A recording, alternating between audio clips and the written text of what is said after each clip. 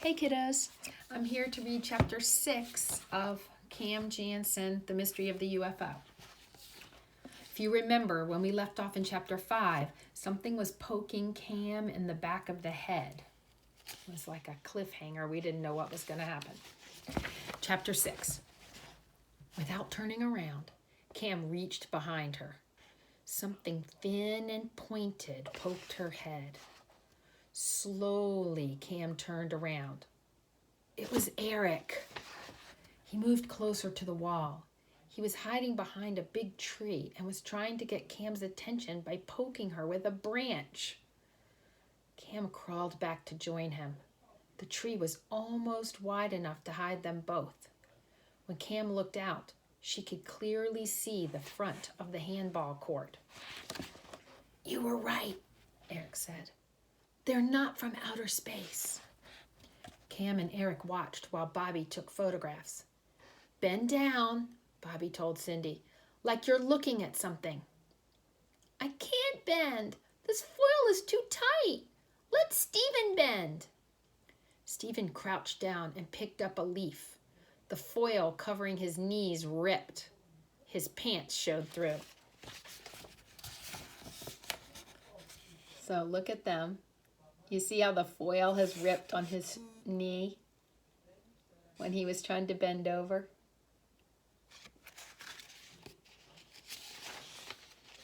"See," Cindy said, "I told you." "All right," Bobby said. "Hold this newspaper. Hold it like you don't know what it is." Cindy held the newspaper upside down. Stephen put a page into his mouth as if he were trying to eat it. "Good, very good," Bobby said as he took another picture. "You know what?" Eric whispered to Cam. "I'll bet he's planning to enter the photography contest and win the $100. Bobby continued to take photographs.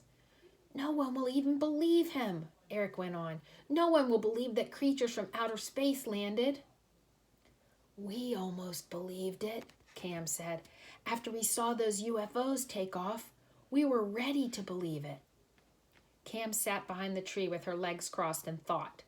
While she sat there, Neptune crawled out of Cam's pocket and into her lap. "But how could they have known," Cam asked, "that we would see a UFO tonight?" Cam thought for a minute. "Unless," she said, "the UFOs were a prank and they're the ones who did it." Eric looked at the handball court. "They're taking off their masks. What do we do now?" Cam jumped up. Neptune fell off her lap and ran away. "Quick," Cam said. "Take their pictures while they have their costumes half on and half off. A picture like that would prove they're fakes." Eric held his camera up and looked through it. He pressed the shutter. Nothing happened. Eric pressed again. Again, nothing. Eric looked at the back of his camera. "Oh no," he said. "I'm out of film. I took the last picture in the parking lot." Eric opened his camera. He took out the roll of film and put it in his pocket.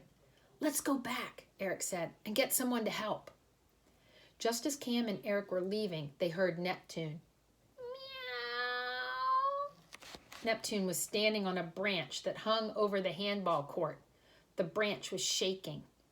"Neptune's gonna fall," Eric said, "and right on top of Bobby." Now study that picture.